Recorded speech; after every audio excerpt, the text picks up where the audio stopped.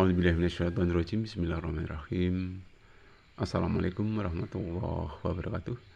Rabbi shrah li sadri wa yassir li amri wahlul 'uqdatam min lisani yafqahu qawli, amma ba'du.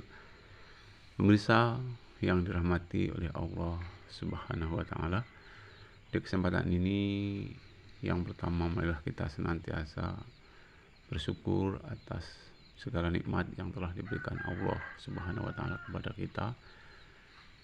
Dan kemudian yang kedua, nggak lupa sholawat serta salam senantiasa kita aturkan kepada junjungan Nabi besar kita Muhammad Sallallahu Alaihi Wasallam, yang insya Allah senantiasa kita nantikan syafaat atau pertolongannya di yaumil qiyamah nanti. Amin amin ya rabbal alamin. Bapak Ibu hadirin yang dirahmati oleh Allah Subhanahu wa taala, sedikit di sini akan saya sampaikan keterkaitan dengan masalah korban, ya. Masalah korban. Di dalam salah satu surat, yaitu surat As-Safaat, ayat 104 sampai 107, itu Allah menegaskan, ya, di dalam kitab suci Al-Quran, ya. Surat As-Safaat ayat 104 sampai 107. A'udzubillahi minasyaitonirrajim. Bismillahirrahmanirrahim. Wa nadainahu ayya Ibrahim qad saddaqta ar-ru'ya inna kadzalika najzil muhsinin inna hadza lahuwal bala'ul mubin wa fadainahu bidzibhil adim. Shadaqallahul adim. Itulah ayat yang sudah saya bacakan, yaitu surat As-Safaat, ya, ayat 104 sampai dengan 107.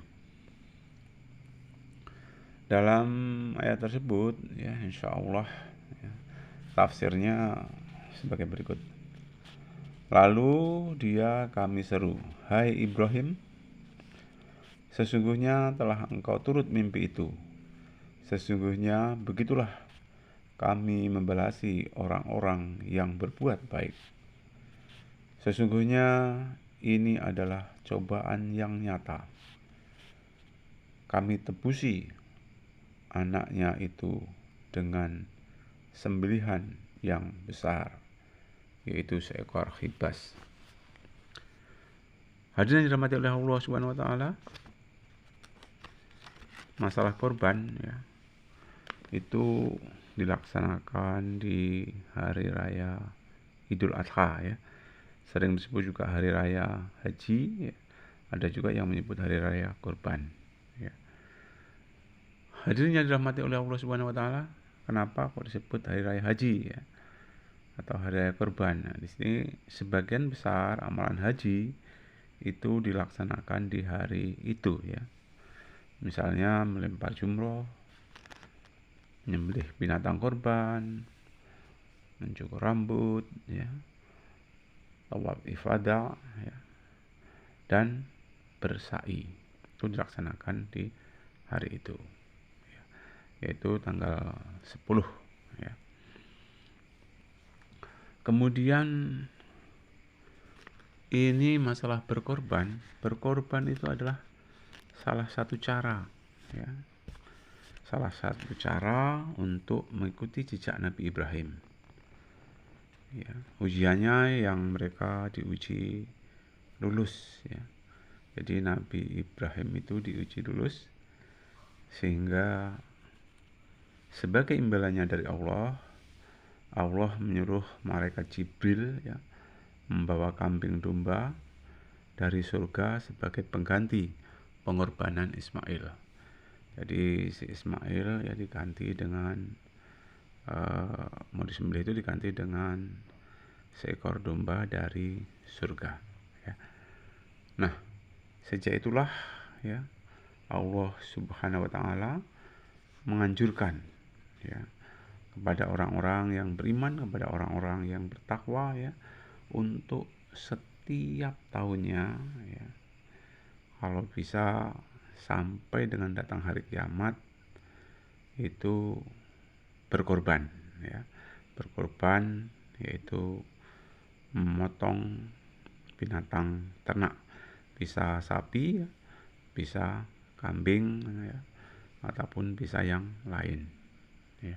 Seperti unta itu juga bisa ya, untuk dijadikan kurban ya. Tapi rata-rata kalau sedang menunaikan ibadah haji ya, itu khususnya kalau di Saudi Arabia itu kambing ya. Tapi kalau untuk di desa-desa itu yang sering disembelih yaitu sapi dan juga kambing ya, kambing. Hadirin yang dirahmati oleh Allah Subhanahu wa taala, dalam memilih kambing ini hendaknya kita berhati-hati ya. Dalam memilih sapi juga kita hendaknya berhati-hati ya. Kalau bisa ya yang baik ya, sapi yang baik, kambing yang baik ya. Nah, bagaimana cara memilihnya ya? Tentunya jangan sampai ya, binatang tersebut cacat ya. Pilih binatang kurban yang bagus, yang baik, yang paling gemuk kalau ada ya. Jadi jangan sampai binatang tersebut kurang baik, cacat. Cacat itu ya banyak sekali ya. Misalnya mungkin cacat matanya ya, mungkin cacat kakinya ya, mungkin cacat telinganya, cacat hidungnya, cacat tanduknya, cacat giginya ya. Dan binatang yang dalam kondisi sakit itu jangan dipilih. Jadi hendaknya kita memilih binatang yang baik, karena ini adalah untuk istilahnya itu uji iman dan takwa kita kepada Allah Subhanahu wa taala ya.